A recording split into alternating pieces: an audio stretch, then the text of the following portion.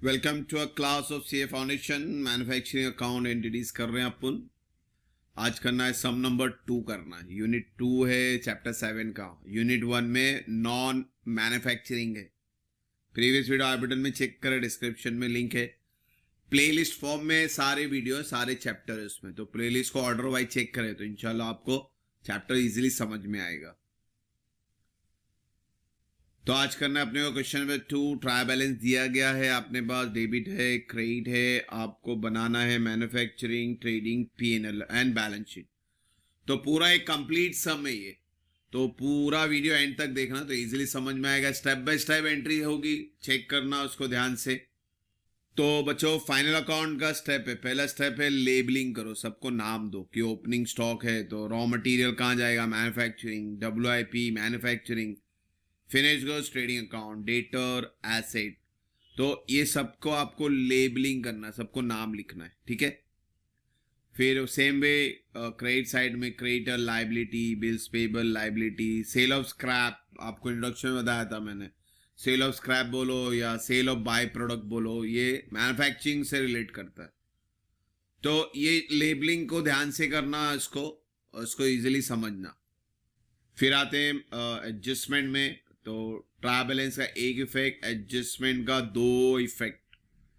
तो closing stock दिया हुआ है, रॉ मटेरियल, फिनिश और सेमी यानी डब्ल्यूआईपी। तो रॉ मटेरियल जाएगा, रॉ मटेरियल कंज्यूम में माइनस होगा, finish goods trading account credit, और डब्ल्यूआईपी मैन्युफैक्चरिंग अकाउंट क्रेडिट। और ये तीनों का सेकेंड इफेक्ट बैलेंस शीट में एसेट साइड। फिर सैलरी एंड वेजेस अनपेड है, आउटस्टैंडिंग है, सैलरी एंड वेजेस इनको टिक मार्क कर लें, इनको ऐड करना है। सेकेंड इफेक्ट लाइबिलिटी, मशीनरी और फर्नीचर को आपको डिप्रीशिएट करना है। मशीनरी और आपका फर्नीचर दोनों को क्या करना है, डिप्रीशिएट करना है। टिक मार्क करके रखे दोनों के ऊपर। फिर आरडीडी दिया हुआ है अपना, डेटर से क्या करेंगे अपन, माइनस करेंगे। और फिर ये ओल्ड आरडीडी बैड डेट में जाने वाला, इनर कॉलम में जाने वाला, तो यहां पे भी इससे आपको क्या करना है, माइनस करना है। टिक मार्क करके रखें। फिर office premises occupy 1/4 of total area. अब एरिया की बात करता है तो आपको बाइफिकेशन करने बोल रहा है कि भाई आपका जो एरिया पे चीज है, एरिया पे बेसिकली क्या होता है, आपका रेंट वगैरह होता है। तो उस रेंट पे आपको बाइफिकेशन करना है। ये रेंट पे आपको क्या करना है, बाइफिकेट करना है कि भाई 1/4 टोटल एरिया है, वो ऑफिस यूज कर रहा है। तो टोटल एरिया में बचा कितना, अभी 3/4 बच गया। तो 1/4 अगर ऑफिस यानी प्रॉफिट एंड लॉस अकाउंट में जाएगा, 3/4 मैन्युफैक्चरिंग अकाउंट में जाएगा। आपको रेशो दे रहा है, बाइफिकेशन दे रहा है वो। तो इसको ध्यान से समझना कि भाई 6,000 का बाइफिकेट करना है। यहाँ पे वर्किंग नोट समझाओ यहाँ पे मैं कि वह रेंट है 6,000 का, मैन्युफैक्चरिंग में 3/4 और ऑफिस में 1/4। तो ये चीज़ों को समझना पड़ेगा आपको ध्यान से। फिर है lighting to be charge 2/3 to the factory and 1/3 to the office, यानी लाइटिंग में भी बाइफिकेशन दे दिया उसने, टिक मार्क कर दो इसको। तो सेम बाइफिकेशन के साथ करना अपने को, 2/3 फैक्ट्री यानी मैन्युफैक्चरिंग अकाउंट, 1/3 यानी ऑफिस यानी पीएनएल अकाउंट। तो मैन्युफैक्चरिंग में 900 लिखेंगे और ऑफिस में 450 लिखेंगे। 1350 का 2/3 और 1350 का 1/3। ये बाइफिकेशन को समझना है आपको। तो बच्चों इस तरह से एक्सप्लेनेशन समझ में आ रहेगा। एडजस्टमेंट रहेंगे, टिक मार्क कर दो। वर्किंग नोट आपको बता दिया मैंने। तो अब इसी के बेस पे अपन सम स्टार्ट करते हैं। तो अपने को मैन्युफैक्चरिंग अकाउंट बनाना है, ट्रेडिंग अकाउंट बनाना है, PNL balance sheet. Next slide पे है। तो सम शुरू करते हैं। सबसे पहले opening stock of raw material है 21,000, कंज्यूम लिखने का याद रखो। पहला ओपनिंग स्टॉक इनर कॉलम में लिखे। फिर डब्ल्यूआईपी का ओपनिंग है 9,500, फिनिश गुड जाएगा आपका ट्रेडिंग अकाउंट में। फिर फिनिश गुड्स के बाद आता है अपना अगला एंट्री डेटर। डेटर पे टिक मार्क है और इसको लिखना है अपने को बैलेंस शीट में एसेट साइड, और इनर कॉलम में लिखेंगे, इसको याद रखो। डेटर के बाद आता है कैरेज ऑन परचेज। तो कैरेज ऑन परचेज 1,500 आपको लिखना है मैन्युफैक्चरिंग अकाउंट में। फिर आता है बिल रिसीवेबल। बिल रिसीवेबल जाएगा बैलेंस शीट में एसेट साइड, कोई टिक मार्क नहीं है तो आप डायरेक्टली बाहर लिखेंगे। फिर बिल रिसीवेबल के बाद आता है वेजेस। वेजेस कहाँ जाएगा? मैन्युफैक्चरिंग में। टिक मार्क है तो अंदर लिखने का। सैलरी पीएनएल अकाउंट में जाएगा, टिक मार्क है तो इसको भी अपन अंदर लिखेंगे। 10,000 सैलरी का, 10,000 अंदर। फिर टेलीफोन 2,500, उस पर टिक मार्क नहीं है तो आप डायरेक्टली बाहर लिखोगे, पीएनएल अकाउंट लिखा है। रिपेयर टू फर्नीचर, अगर मशीनरी होगा तो मैन्युफैक्चरिंग, फर्नीचर है तो ऑफिस में यूज होता है तो पीएनएल में जाएगा, तो यहां पे लिखेंगे 350। Cash at bank is assets, assets में लिख लेते हैं। फिर फर्नीचर 10,000 टिक मार्क है तो इनर कॉलम में लिखेंगे ऑफिस फर्नीचर। फिर है आपका रिपेयर टू प्लांट, प्लांट बोले तो फैक्ट्री, फैक्ट्री बोले तो मैन्युफैक्चरिंग। रिपेयर टू प्लांट के बाद आता है परचेज, परचेज जाएगा रॉ मटेरियल कंज्यूम। परचेज बोले तो बिजनेसमैन रॉ मटेरियल ही परचेज करेगा, we have to assume it is a raw material. फिर नेक्स्ट है अपना plant and machinery. Plant and machinery assets में जाएगा और टिक मार्क है तो अपन इसको इनर कॉलम में लिखेंगे। फिर रेंट है, रेंट का बाइफिकेशन बताया था मैंने, बाइफिकेशन के साथ लिखना है अपने को रेंट। 1/4 अपने को ऑफिस में डालने का है और आपका 3/4 आपको मैन्युफैक्चरिंग में डालना है।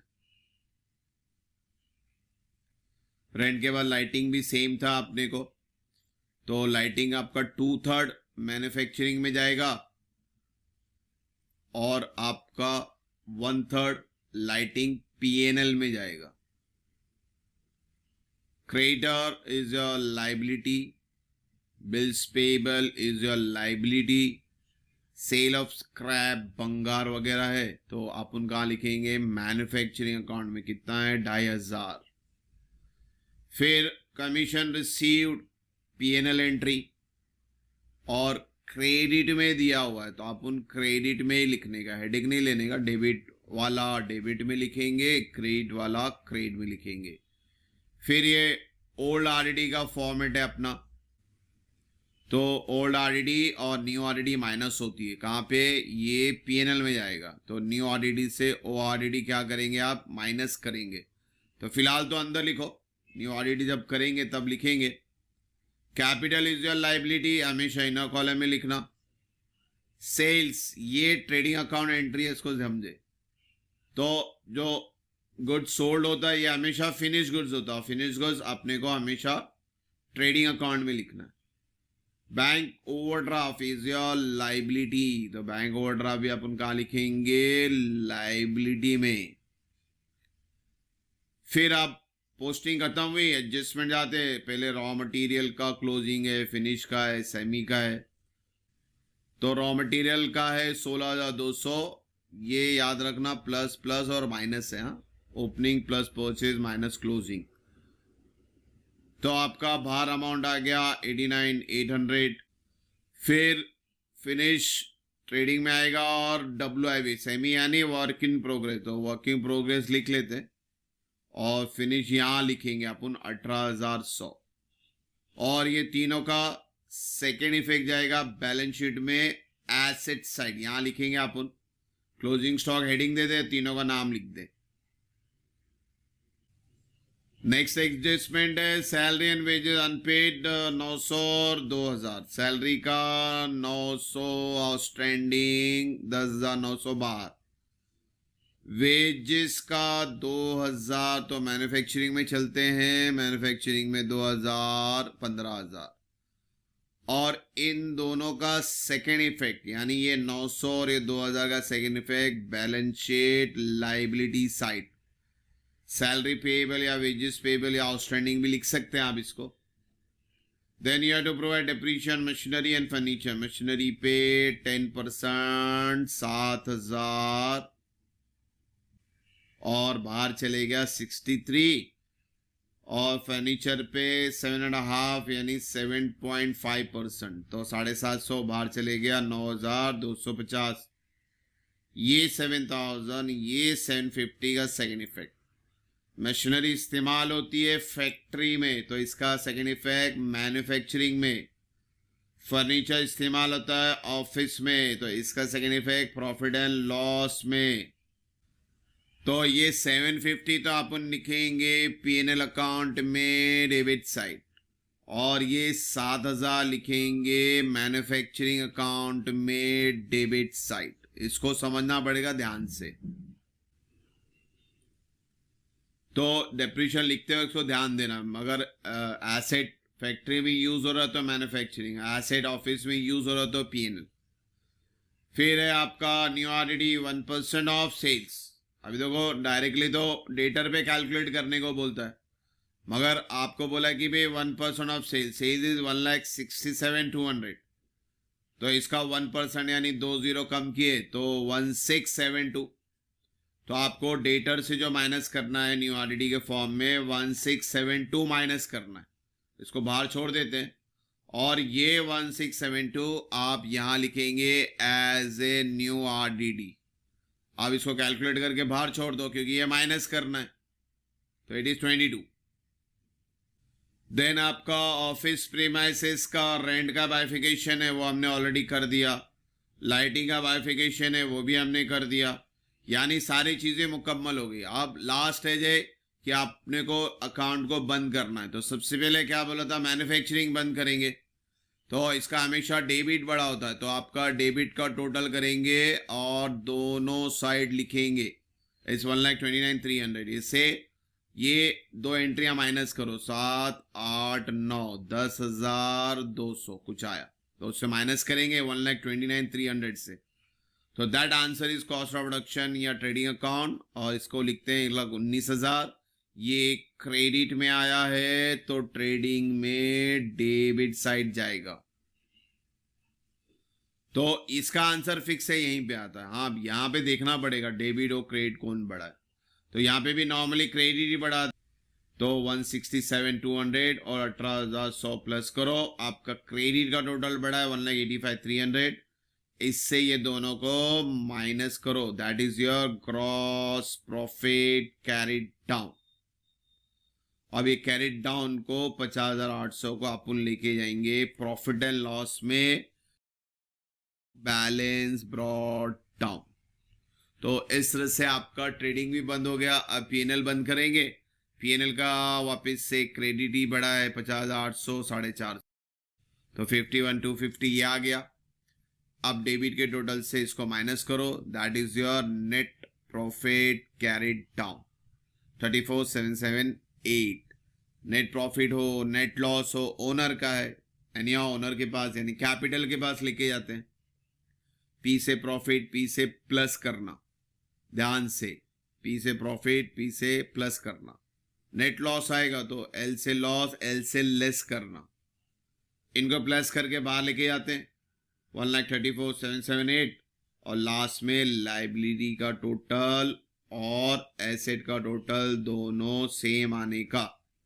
So this way we had completed our manufacturing account completely. तो बच्चों क्वेश्चन नंबर 2 का ओवरऑल व्यू देख लो एक बार। मैन्युफैक्चरिंग अकाउंट बनाएंगे, ट्रेडिंग बनाएंगे, पीएनएल बनाएंगे, बैलेंस शीट बनाएंगे।